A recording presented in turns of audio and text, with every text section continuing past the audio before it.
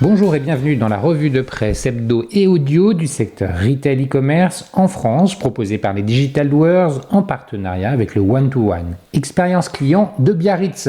Nous sommes le 17 mai au sommaire cette semaine, 4 articles. Pourquoi l'hécatombe dans le commerce de l'habillement n'est pas prêt de s'arrêter, à lire sur BFM Business. Le commerce à la sauce Temu va-t-il dévorer le monde, à lire sur l'ADN. Vente unique devient site de référence pour l'aménagement de la maison, à lire sur République Retail. Et enfin, Zalando affiche de bons résultats au premier trimestre, à lire sur e-commerce mag. Je vous le rappelle, sur le site lesdigitaldoers.com, vous avez accès à une revue de presse éditée sur LinkedIn qui rassemble les articles publiés dans la semaine sur les sites de news de notre écosystème. Vous pouvez vous y abonner pour recevoir chaque vendredi un digest de l'actualité dans votre boîte email.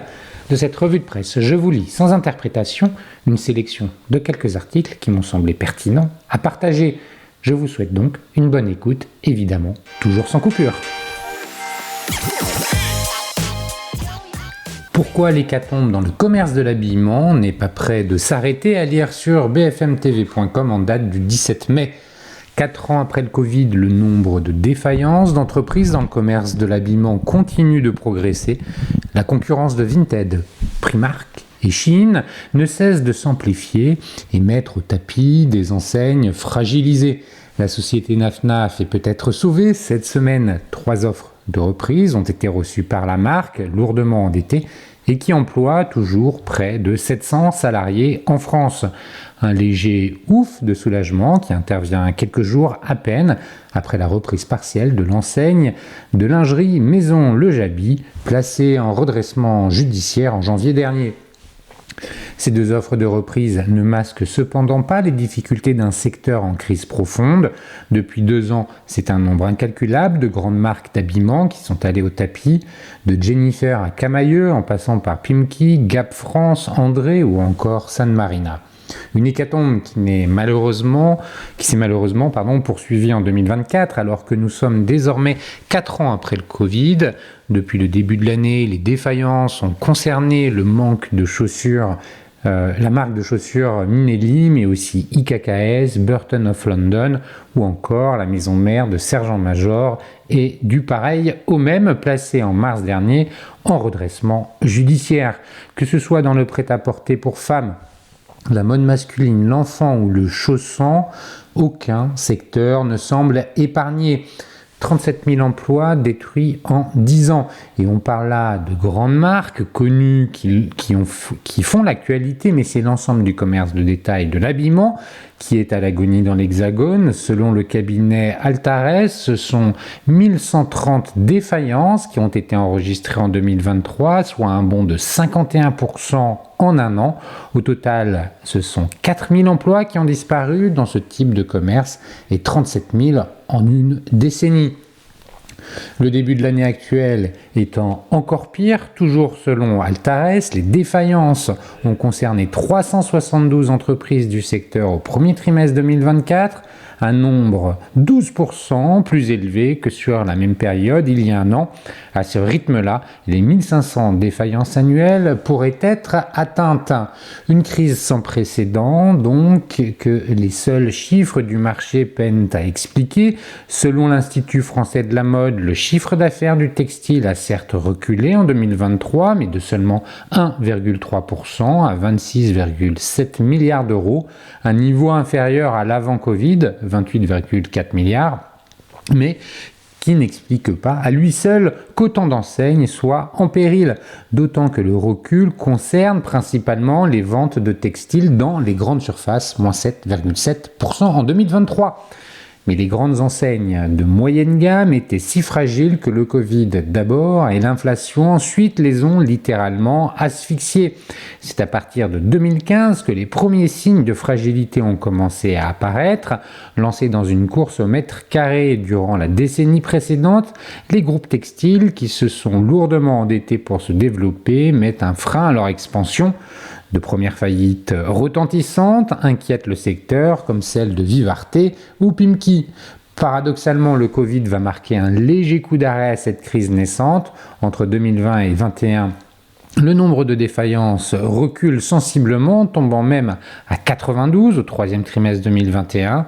Mais loin d'être synonyme de bonne santé, ces chiffres traduisent le maintien en vie artificielle de tout le secteur grâce aux prêts garantis par l'État, les fameux PGE.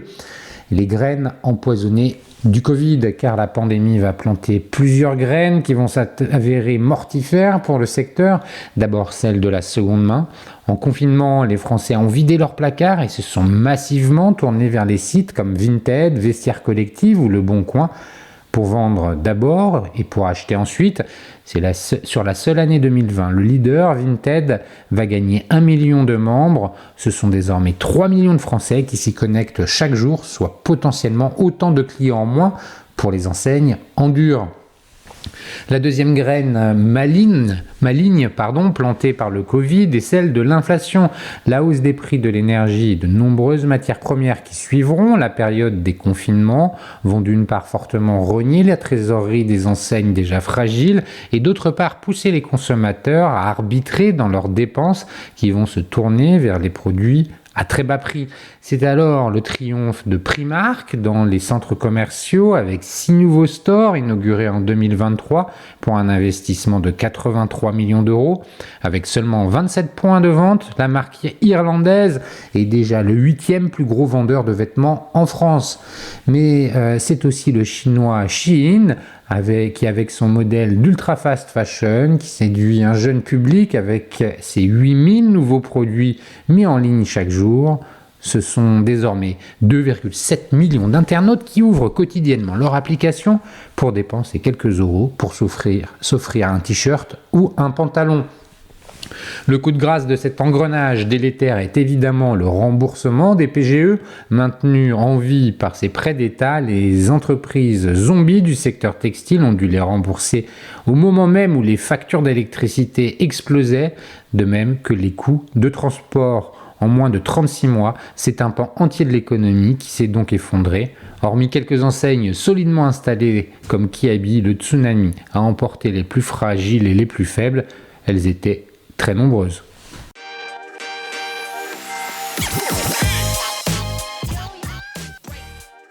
Le commerce à la sauce Temu va-t-il dévorer le monde? À lire sur l'ADN.eu en date du 13 mai.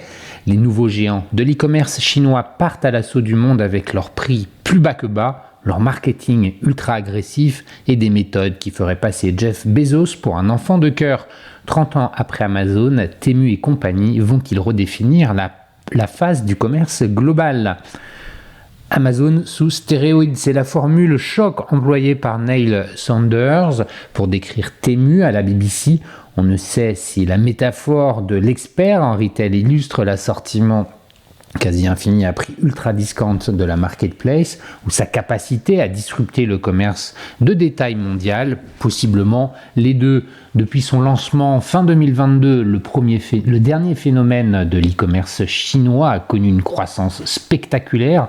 En 2023, Temu est même devenu l'application la plus téléchargée aux États-Unis, mais aussi en France, en Grande-Bretagne et en Allemagne, selon Business App, l'entrepreneur le plus riche de Chine.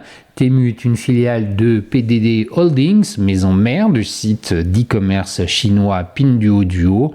Le groupe fondé en 2015 à Shanghai par Huang Zheng, à 35 ans à peine, impressionne par sa trajectoire. Le jeune entrepreneur, né de parents ouvriers, a fait des études d'informatique à Hangzhou avant de partir aux États-Unis où il fait ses classes chez Microsoft et Google. De retour en Chine, il entame une carrière d'entrepreneur en série dans le commerce et le gaming avant de créer Pinduoduo. Colin Hong a quitté la présidence de PDD en 2021 lors de la reprise en main du numérique par Pékin. Il en demeure toutefois l'actionnaire majoritaire avec 26,5% des parts, faisant de lui l'entrepreneur le plus riche de Chine et le deuxième homme le plus riche du pays, avec une fortune estimée à plus de 50 milliards de dollars, selon le South China Morning Post.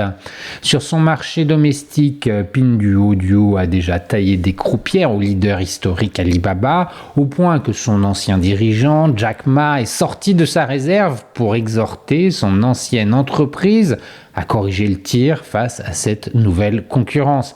Pinduoduo a réinventé l'e-commerce chinois grâce à son modèle d'achat groupé, un e-commerce social qui s'est épanoui aussi grâce à l'écosystème WeChat de Tencent, utilisé par plus de 90% de la population chinoise. Tencent est d'ailleurs actionnaire de la plateforme. Pinduoduo, dont le nom veut dire en chinois « ensemble, plus d'économie », a d'abord conquis les zones rurales à revenus modestes avant de séduire les populations urbaines en concurrence frontale avec Alibaba et JD.com. Cheap, fun et compulsif, Pinduoduo opère selon un modèle de marketplace C2M, Consumer to Manufacturer, qui connecte les producteurs aux clients. L'infrastructure logistique est très légère, des négociations sans pitié avec les fournisseurs et une politique de commission très basse contribue à assurer des prix plus que bas. Mais la grande originalité de Pinduoduo réside sans doute dans sa capacité à transformer le shopping en divertissement, une vision qui découle probablement de l'expérience de son fondateur dans les jeux en ligne. La gamification de l'expérience utilisateur fonctionne à plein. Couponing, parrainage, cadeaux, argent, promotion limitée dans le temps, jeux et autres roues à tourner. Tous les moyens sont bons pour pousser à une consommation cheap, fun et très compulsive. Et ça marche. Dès 2017, Pinduoduo talonnait Taobao et JD avec des ventes affleurant les 14 milliards de dollars. En 2018, PDD Holdings entrait au Nasdaq, aux règles d'introduction plus souples que les bourses de Shanghai ou Shenzhen. Au premier trimestre 2022, l'app Pinduoduo enregistrait environ 750 millions d'utilisateurs mensuels actifs selon Statista. La vitalité de PDD Holding dénote dans un contexte économique morose. Selon les Échos, au troisième trimestre 2023, Pinduoduo a presque doublé son chiffre d'affaires alors que JD.com et Alibaba ne se contentaient que de 1,7 et 9% de croissance. En novembre 2023, la valorisation boursière du jeune groupe dépassait même celle d'Alibaba à 195 millions de dollars. Sur l'année 2023, l'action de PDD Holdings a bondi de 75% au Nasdaq alors qu'Alibaba décrochait de 22% à Wall Street tandis que son bénéfice net doublait. Spot au Super Bowl. En 2022, PDD entame sa conquête internationale aux États-Unis puis en Europe. Le nouveau géant de l'e-commerce lance une version cross-border de sa plateforme nommée Temu, enregistrant ses activités à différentes adresses à Dublin, à Boston ou aux îles Caïmans, possiblement pour distancer ses activités internationales de la Chine dans un contexte de tensions géopolitiques entre Pékin et d'autres pays. Et pour pénétrer ces nouveaux marchés, Temu ne lésine pas sur les moyens. Lors de son offensive américaine, Temu a choisi d'afficher son désormais célèbre Shop Like a Billionaire, acheté comme les riches, sur l'écran publicitaire le plus cher du monde, 5 spots durant le Super Bowl à 7 millions de dollars les 30 secondes. Le slogan tape pile dans la frustration de consommateurs aux prises avec une inflation persistante. D'après Morgan Stanley, les articles proposés par Temu, du robot aspirateur au kit de peinture aquarelle, sont jusqu'à 70% moins chers que des produits similaires sur Amazon.com.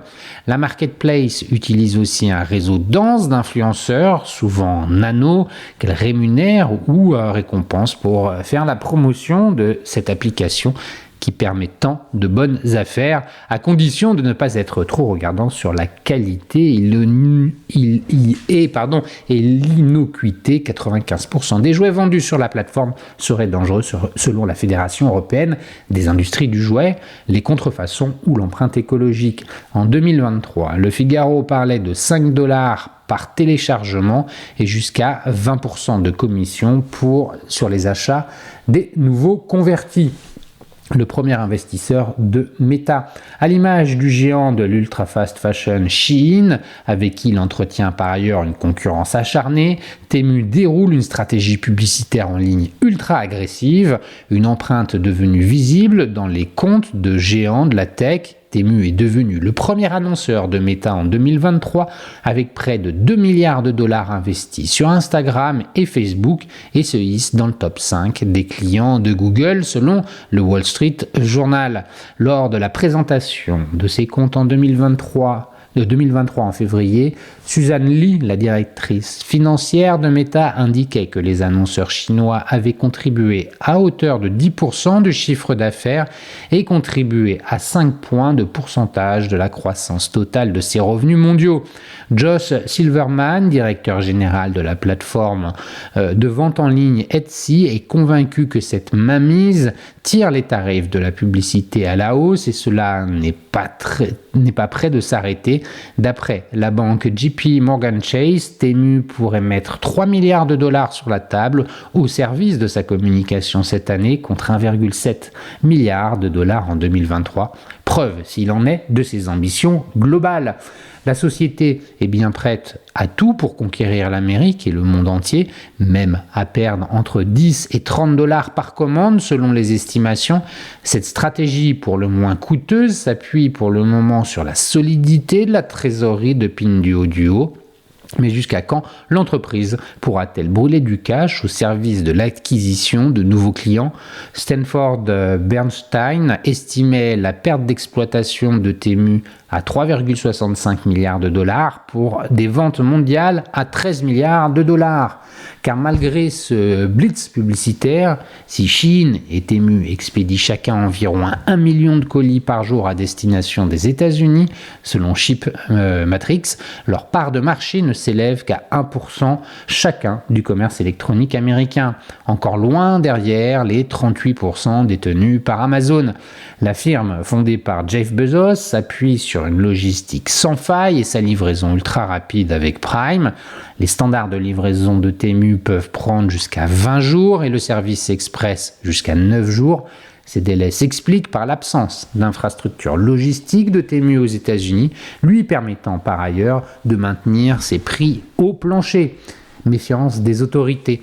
Dans ces conditions, si Temu sait y faire pour provoquer l'envie de gadgets aussi improbables que médiocres, il est évidemment moins crédible pour les courses du quotidien, comme la droguerie ou l'épicerie, ou même les produits de grandes marques qu'Amazon est capable de distribuer.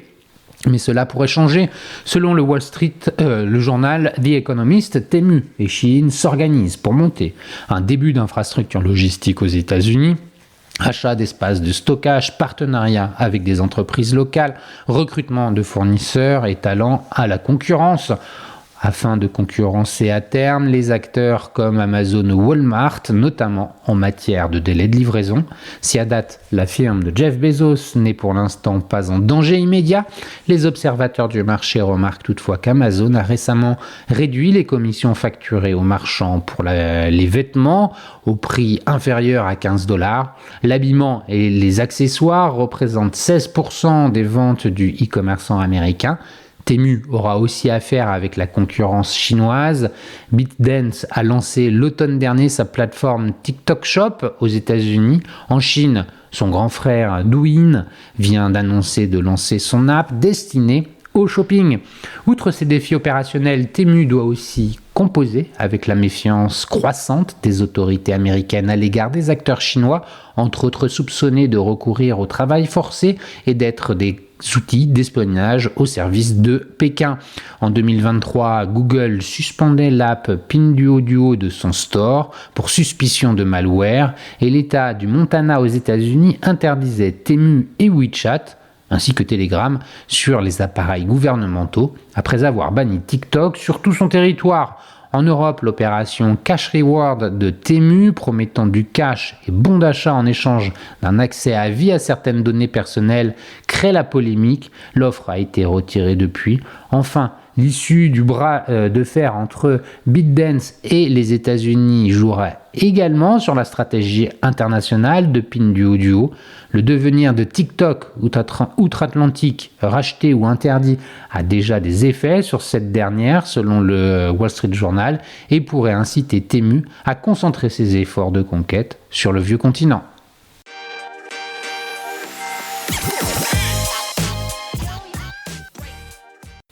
Vente Unique devient un site de référence pour l'aménagement de la maison. Interview de Sacha Vignat à lire sur republicretail.fr en date du 14 mai. La reprise de la marque Habitat sur Internet a mis Vente Unique au cœur de l'actualité de ces dernières semaines. L'occasion d'en savoir plus sur ce pure player créé il y a 18 ans et les ambitions de cette relance d'Habitat qui partage le même actionnaire principal, le groupe CAFOM, avec Sacha Vignat, son directeur. En 2023, vous avez atteint un volume d'affaires global annuel record de 202 millions d'euros, en hausse de 18%. Comment expliquez-vous votre performance dans un marché de l'ameublement en recul ? C'est le fruit de nos efforts entrepris depuis plusieurs années pour renforcer la satisfaction client, ce qui nous permet d'avoir un bon taux de réachat parmi nos clients. C'est un point clé pour trouver la rentabilité sur Internet, d'autant plus que nous évoluons dans un secteur où la fréquence d'achat reste faible. Plutôt que d'investir massivement dans la communication et la notoriété, nous préférons nous concentrer sur nos outils logistiques et informatiques afin de surveiller la satisfaction client et de challenger nos prestataires de livraison. VenteUnique.com réalise ainsi son 17e exercice consécutif bénéficiaire. L'univers concurrentiel s'est aussi quelque peu éclairci. Certains acteurs qui se sont lancés en ligne en investissant beaucoup sans chercher la rentabilité ont disparu ou sont devenus moins agressifs, comme Made.com, avec la hausse des taux d'intérêt. Enfin, notre stratégie européenne, où nous sommes présents dans 11 pays, France, Allemagne, Autriche, Belgique, Espagne, Italie, Luxembourg, Pays-Bas, Pologne, Portugal et Suisse, nous permet de bénéficier des différentes dynamiques au fur et à mesure de la digitalisation du secteur. Même si nous réalisons aujourd'hui un volume d'affaires de 200 millions d'euros, cela ne représente encore qu'une petite partie du marché très large et fragmenté, estimé à 200 milliards. Où en êtes-vous dans le segment de la décoration ? C'est un marché plus difficile à adresser en ligne en raison de la grande diversité de produits. La décoration n'est pas notre axe principal de communication, mais nous avons tout de même beaucoup étoffé notre offre grâce à la marketplace. Aujourd'hui, nous préférons nous concentrer sur les meubles imposants. En termes de vente, notre première catégorie reste le salon et les canapés, suivi des meubles tels que les commodes, buffets, tables, chaises, etc. Et enfin la literie. Vous aviez indiqué vouloir doubler de taille d'ici 2026 et viser les 320 millions d'euros de revenus. Est-ce toujours l'ambition ? Il est vrai que l'objectif est ambitieux, mais avec le redéploiement de la marque Habitat, nous avons un bon potentiel de croissance. Au meilleur de sa forme financière, l'enseigne réalisait plus de 140 millions d'euros de chiffre d'affaires. Cela va nous permettre de nous ouvrir à un nouveau segment de marché, le premium, c'est-à-dire le milieu de gamme sur lequel nous n'étions pas présents, alors que Vente Unique se positionne sur l'entrée et le milieu de gamme. Pourquoi pensez-vous réussir à relancer Habitat, qui avait déjà une activité e-commerce, mais sans jamais vraiment décoller, et pour laquelle vous gériez la logistique ? Pour bien performer en e-commerce, il faut vraiment maîtriser parfaitement la chaîne de valeur, achat, marketing, logistique, service IT, service client, etc.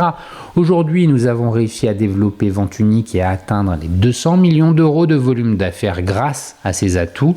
Nous allons les mettre au service d'une marque beaucoup plus connue que Vente Unique, à savoir Habitat.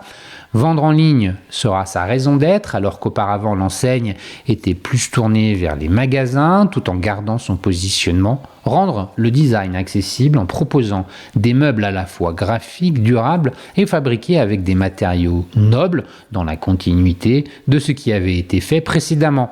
Nous allons nous concentrer sur une gamme de mobilier plutôt que sur des objets de décoration. Quelles sont vos ambitions? Nous voulons le plus rapidement possible retrouver le chiffre d'affaires réalisé en ligne par Habitat, soit une bonne dizaine de millions d'euros. À moyen terme, d'ici 3 à 5 ans, je n'ai pas d'objectif chiffré, mais nous souhaitons redonner à Habitat le lustre d'une belle marque qu'elle était, connue non seulement à l'échelle européenne, mais aussi mondiale. Nous avons reçu des marques d'intérêt de plusieurs pays pour la faire renaître également à l'étranger. Nous allons donc travailler également sur l'international. Où en êtes-vous dans votre marketplace? Nous l'avons ouverte dans quasiment tous les pays où nous sommes présents, à l'exception de la Pologne, l'Autriche et le Luxembourg. Elle continue son développement. Nous intégrons chaque jour de nouveaux marchands pour étoffer notre offre de meubles et de décoration, les catégories où nous sommes légitimes et répondre à un réel besoin. Auparavant, notre assortiment était limité à 10 000 références. Aujourd'hui, nous en recensons plus d'1 million. Vente Unique devient un site de référence pour l'ameublement de la maison. Que retenez-vous de ces 18 ans? Obtenir une bonne satisfaction client est un défi permanent. Vendre des meubles en ligne est à la fois très simple et très compliqué. C'est un secteur très compétitif car vous êtes constamment évalué par vos consommateurs sur votre performance. Il y a beaucoup de concurrence, tant de la part des acteurs physiques que des acteurs digitaux. Aucune velléité d'ouvrir des magasins? Ce n'est actuellement pas dans nos objectifs à court ou moyen terme. Aujourd'hui, nous sommes convaincus qu'il y a de plus en plus de distributeurs qui se dirigent vers l'online plutôt que vers l'offline.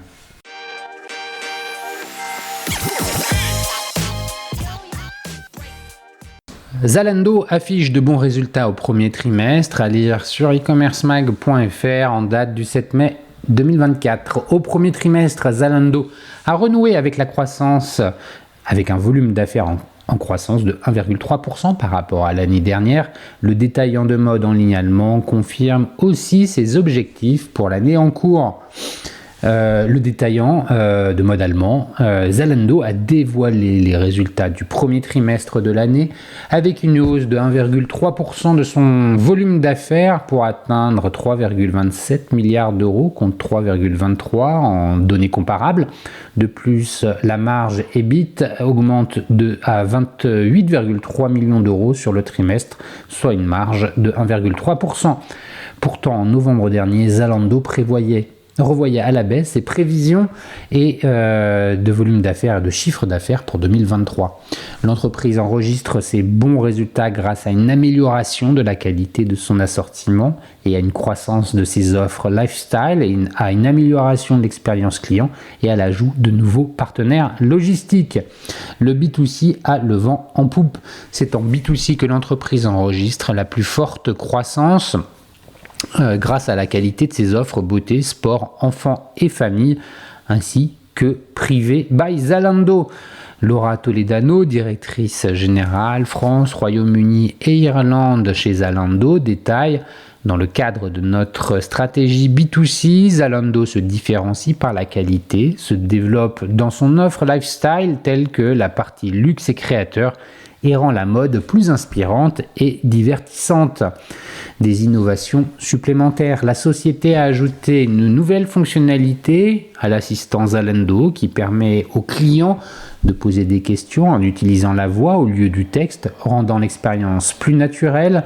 De plus, TrendSpotter montre aux clients les tendances émergentes de la mode dans 6 grandes capitales européennes de la mode.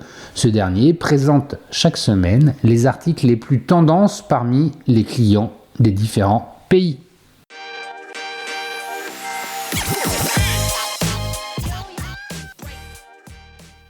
Et voilà, c'est fini pour cette semaine. Merci de m'avoir écouté. N'oublie pas de vous abonner à la revue de presse sur le site lesdigitaldoers.com. Si vous aimez l'exercice de cette revue de presse Retail e-commerce dans sa vision audio, n'hésitez pas à me le faire savoir en m'envoyant des messages sur LinkedIn et mieux encore en la faisant connaître autour de vous. Enfin, un dernier message d'auto-promo avec les Digital Doers. Je produis des chaînes de podcasts thématiques pour les prestataires de services de notre écosystème. Donc, si vous souhaitez animer la prise de parole de votre marché, c'est l'occasion d'inviter des clients et des prospects à venir converser avec vous autour de votre proposition de valeur vous êtes intéressé, alors contactez-moi.